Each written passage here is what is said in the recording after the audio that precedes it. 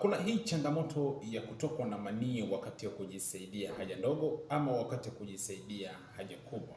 Mara nyingi changamoto hii huwa inawakuta wanaume. Sasa kama wewe mwanaume na una changamoto hii ya kutokwa na manii wakati wa kujisaidia haja ndogo ama wakati wa kujisaidia haja kubwa, basi hebu nisikilize vizuri niweze kukuelekeza sababu ni nini kinachokufanya wewe utokwe na manii wakati wa kujisaidia haja ndogo ama haja kubwa, na tiba yake ni kitu gani, ili uweze kupona na uweze kuwa vyema. Lakini pia sikiliza vizuri ili usiweze kurudia hivi vitu ambavyo na ninavyokuelekeza sababu zake, ili changamoto hiyo isiwe na kurudia mara kwa mara.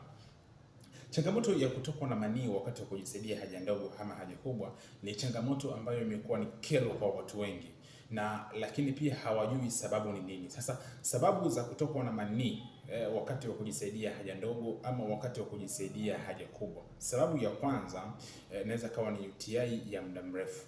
Unapokuwa na changamoto ya UTI ya muda mrefu, itakusababisha wakati mwingine kuweza kutokwa na chembe za damu katika njia ya haja ndogo, ama wakati mwingine kujisaidia kutoka na manii wakati unapojisaidia. Inaweza ikawa ni kwanza wakati unaanza kutoka na mkojo ukatoka na manii, ama mwishoni unaweza kukuta kwamba natoka na manii.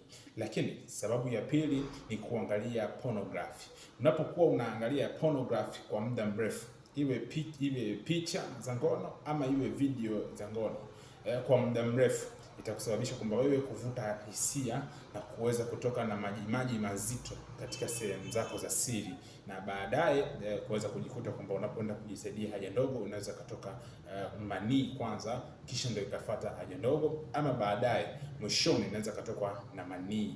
Inaweza kuwa ni mazito na ni mengi pia vile vile. Hii ni sababu ya pili ambayo inaweza kufanya kutokwa na manii wakati unapoenda kujisaidia haja ndogo ama unapojisaidia haja kubwa. Na ya tatu, unapokutana na mwanamke umekaa naye kwa muda mrefu na haujafanya naye kitu chochote kile, ukajikuta kwamba mmecheza, mmemaliza kukaa faragha yenu, lakini haujapeace. Sasa hii ni sababu nyingine ambayo inakufanya wewe kujikuta kwamba baadaye unaweza kupata changamoto ya kutokwa na manii wakati unapoenda kujisaidia haja kubwa ama unapokwenda kujisaidia haja ndogo. Na kiukweli huwa inakera sana. Na hizi sababu tatu ni sababu muhimu sana zitaweza kukufanya wewe kutokwa na manii. Sasa inapokuwa endelevu, kama umekuwa ni mtu wa kuangalia sana porno